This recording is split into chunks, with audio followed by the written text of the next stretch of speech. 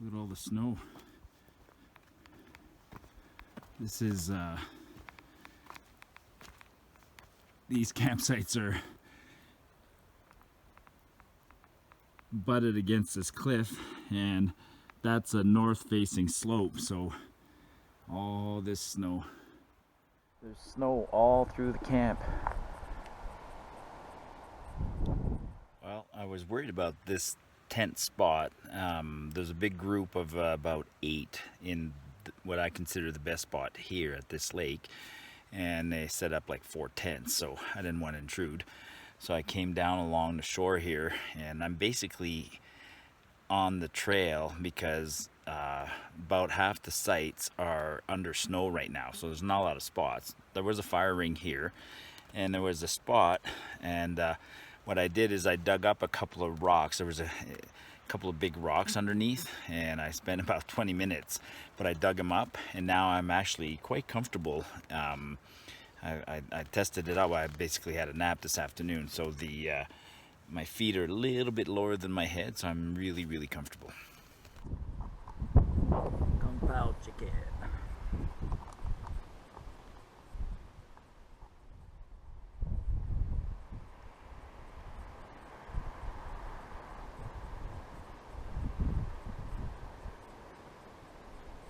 Noodles, peanuts, spices, chicken. Fantastic.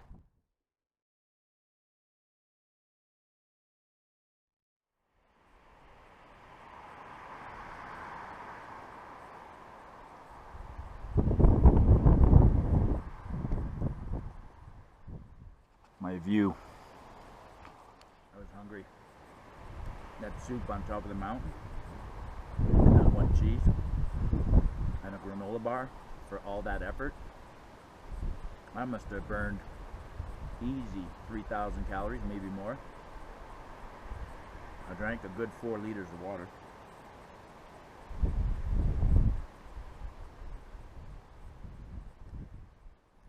I wasn't going to do a fire, but the weather changed, and got a nice fire going, and besides, the people before me left all this firewood, so I'll just keep it small like this.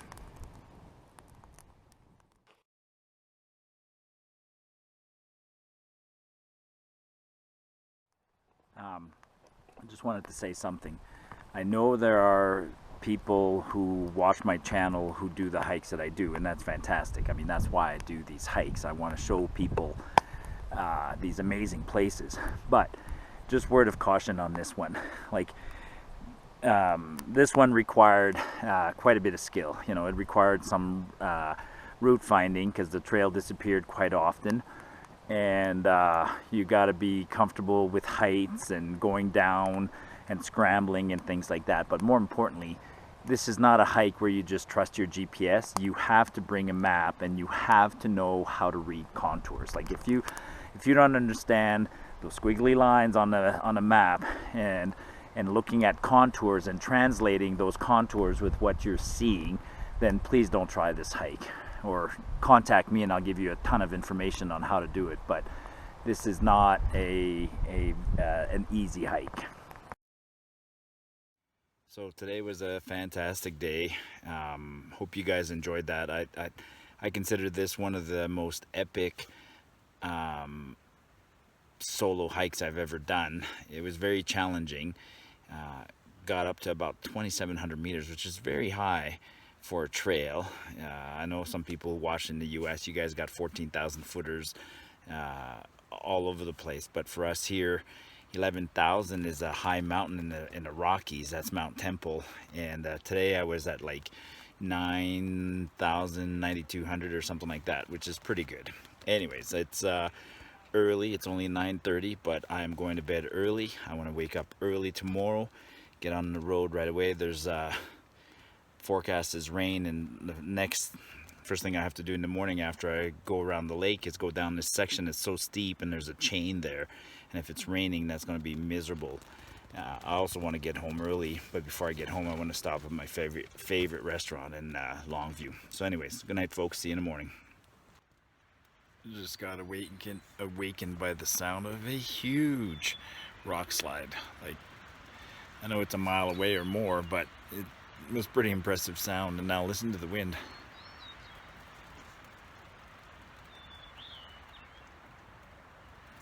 Oh well, I'm comfortable in my tent.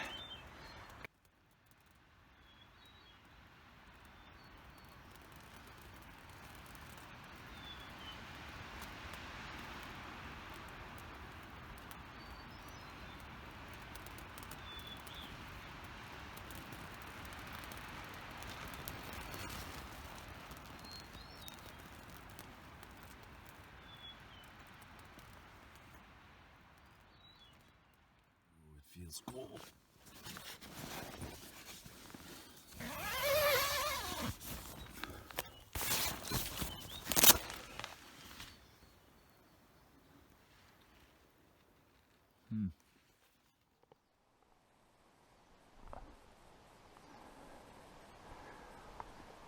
The fog is just rolling off the valley onto the lake. Wow.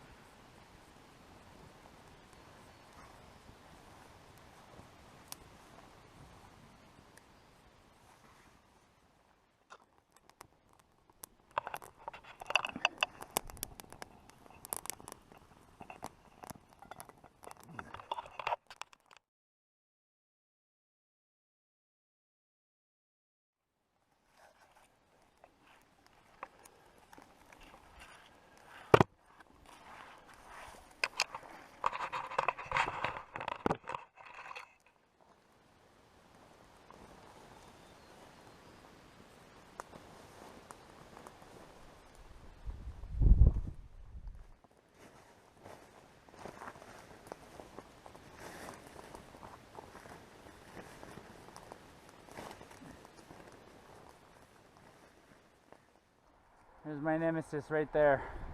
Oh my god, I've never seen one of those before. I hate those guys. I get them out of my house every once in a while. I've had so many battles with them, it's unreal. Yeah. Hey buddy, how you doing?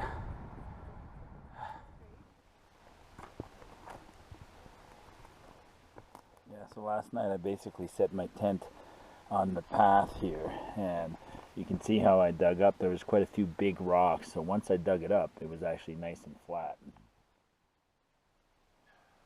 6:43.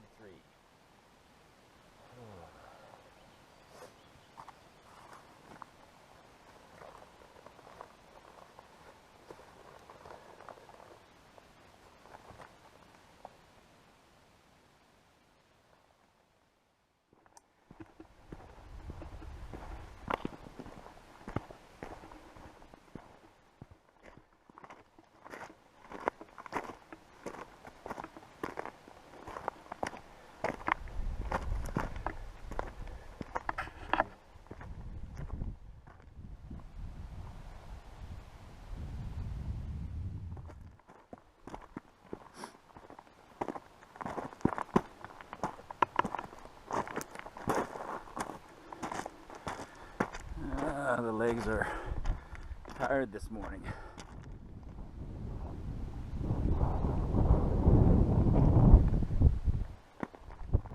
That's the wall I could see clearly from once I came down Mount Muir. You can go up there, you can come here. People come here and base camp.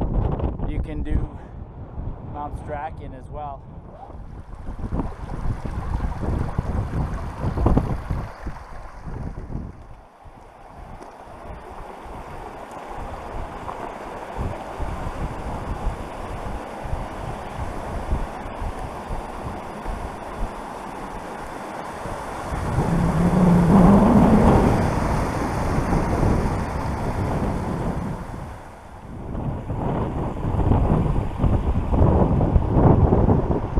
I'm going over there, back to the car. So this is called the chain section. So you either love it or you hate it. I think when you got a medium-sized pack on, it's not too bad. But somebody installed a chain because climbing this without the chain is pretty risky. Going down is even more dangerous, especially if it's been raining. So I certainly appreciate the chain.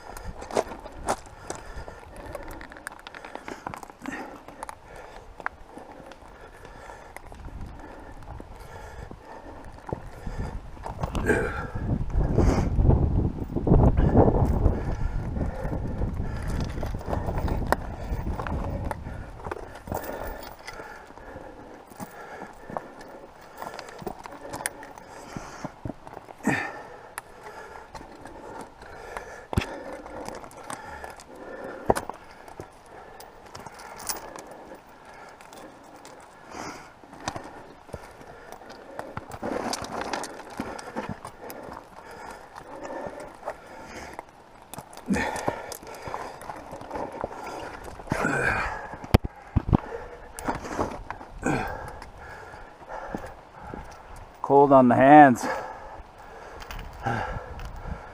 Here's the worst section.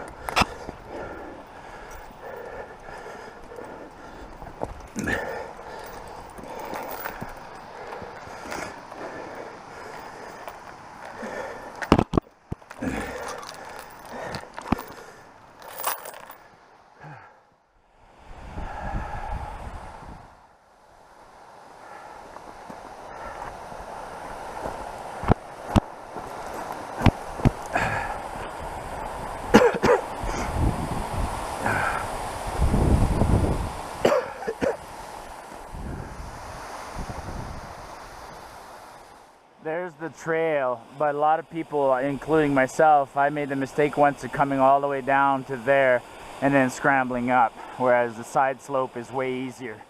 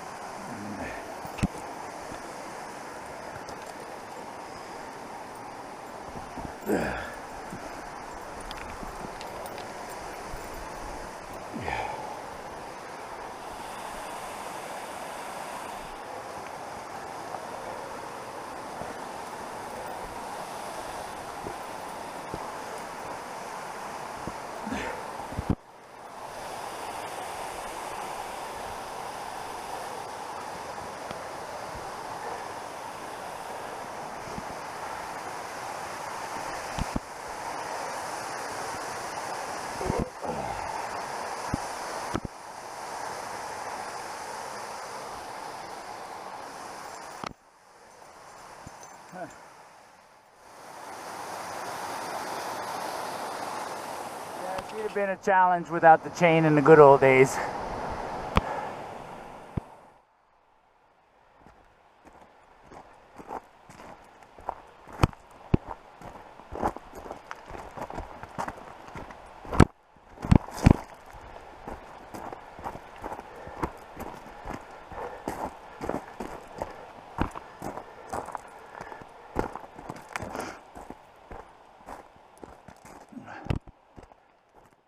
This section's interesting.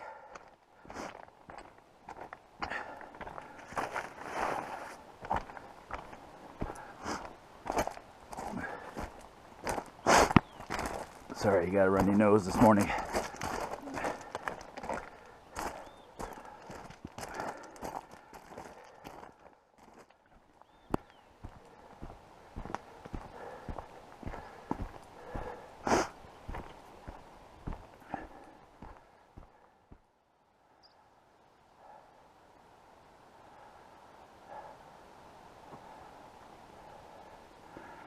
From here on in, it's all through the trees. Well, that was an epic hike. And I'm leaving Peter Lougheed Wildland Provincial Park. Camped here once before with Karen.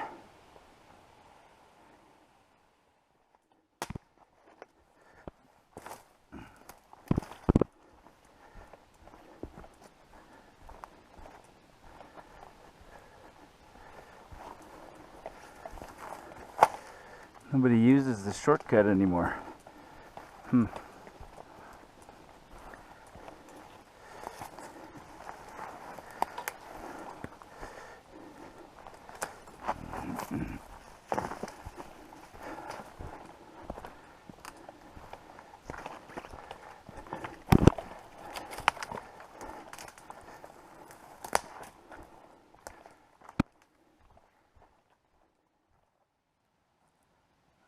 God, the forest.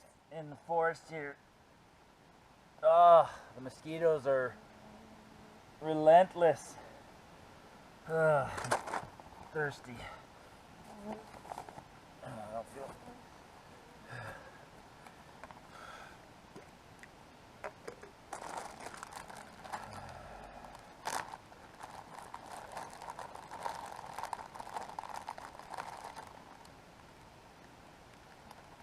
Holy, look at them all. Unbelievable. Oh, iced tea. Good.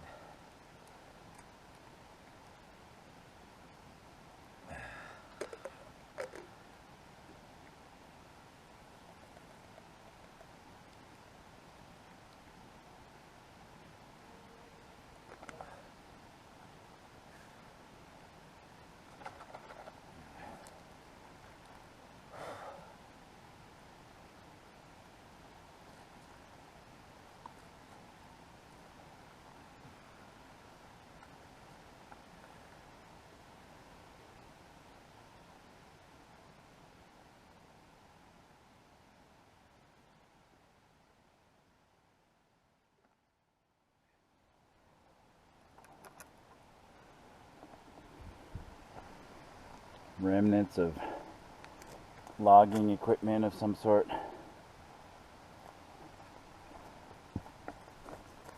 Lots of tin cans. Found a quarter. I'm not staying here. Way too many bugs. I don't need a break that bad. Do not need a break. I got beer waiting for me in the car. I'd rather go do that. The trail is poorly maintained and, well, not maintained, and there's no culverts across the trail anywhere, so a lot of times water runs right down the middle of the trail, and right now my boots are soaking wet, but I don't care because I'm on my way home, and I've actually been thinking about the creek crossing that I have to deal with in about 3 kilometers, the big river I crossed 2 days ago. When I crossed it 2 days ago, I crossed it with my Crocs, but this time I'm going to keep my boots on. I'm not worried about keeping my boots dry. I only have 2 kilometers after the river crossing, and then it can dry for the next couple of days at home. But crossing in Crocs is risky. Crossing in boots is so much safer. Top of the morning. How do I look? I'm sporting the latest anti-mosquito paraphernalia.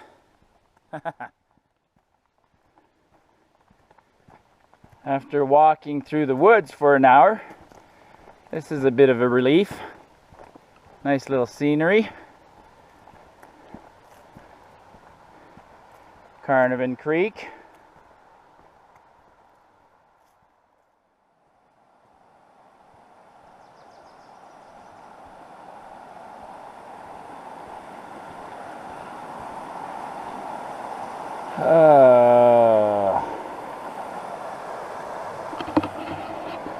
Might as well take off my socks, put my boots on, walk through this. Then I got another 500 yards to the big river, and then I'll cross the big river. Then after that I'll stop, I'll take my boots off, put my socks back on, drain the water, etc., etc. I changed my mind. There's so many mosquitoes, I'm not even stopping. I'm just going across here, and then I'll deal with it later. I got extra socks in my bag.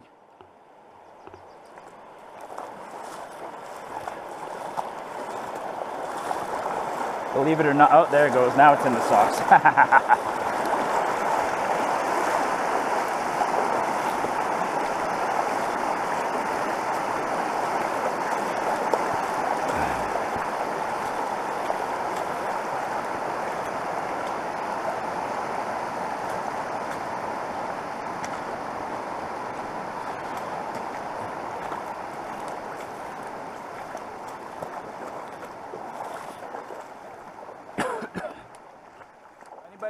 Contemplating Carnarvon Lake in late June to mid-July, you will have to contend with the Highwood Creek, and then so you might as well cross there and keep your boots on, or keep your whatever crossing shoes on, because you only have 500 yards of grass, and then you're gonna cross this again. So, and I am back to where I was 2 days ago. That's the junction to Lake of the Horns. Behind me is Carnarvon. Gopher right there.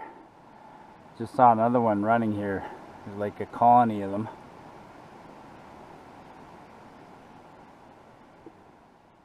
There's another one right there. Big bugger.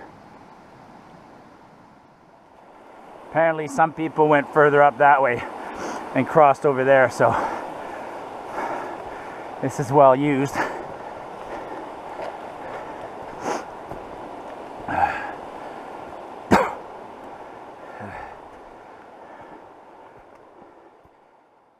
All right, let's go.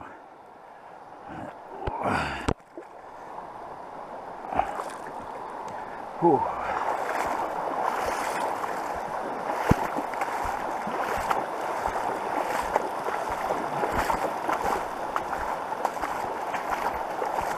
How deep does it get here?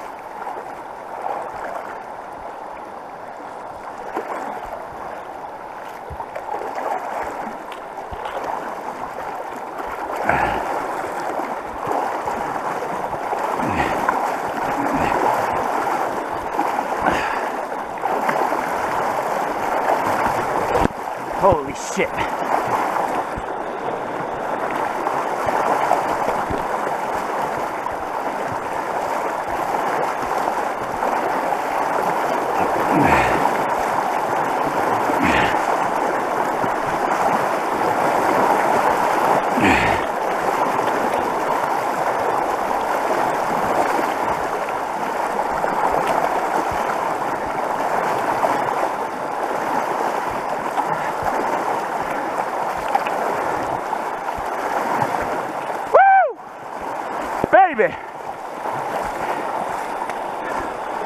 Oh yeah, that was a challenge.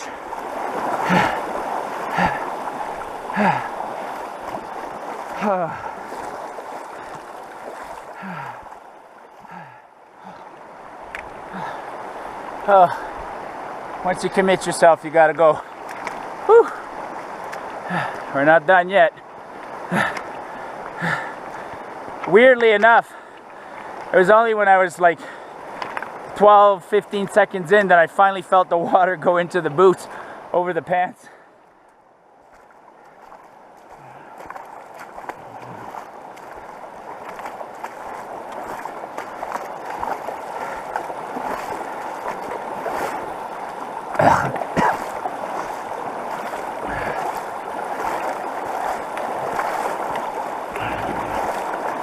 940.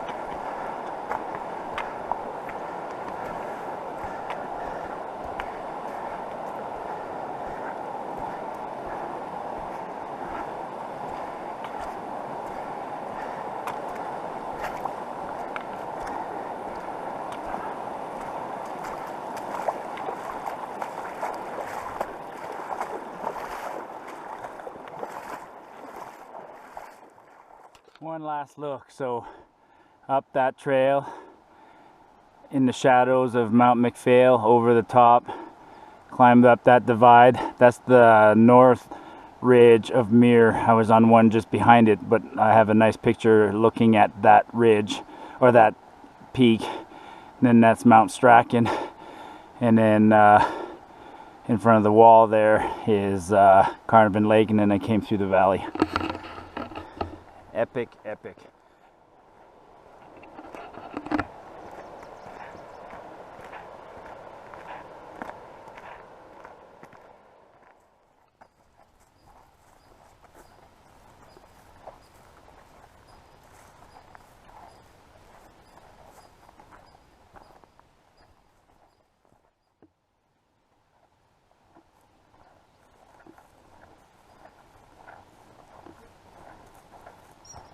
See ya. They're all through here. There's one there. See ya. You know, doing the north boundary solo is a challenge. It's remote. That's what makes it challenging, is the remoteness, but wasn't physically exhausting. It was mentally exhausting. This one had some physical components. Some trail finding, some river crossing, some bear sighting, some serious scrambling, some downhilling, some route finding. Had it all. So if you like videos like this, which if you're watching this you probably do, and I appreciate it, give me the big like, hit the subscribe button, and don't forget to hit the notification bell. And keep an eye while I'm playing my videos. I often put cards referencing other videos, other events when I'm talking. So anyways, this was one for the ages. Definitely one that was off the beaten path. Martyupnorth saying cheers until next time, folks.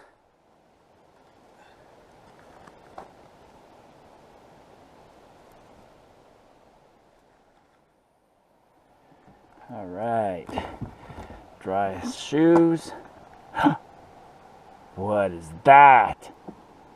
Molson Canadian, and it's cold. Cheers, folks.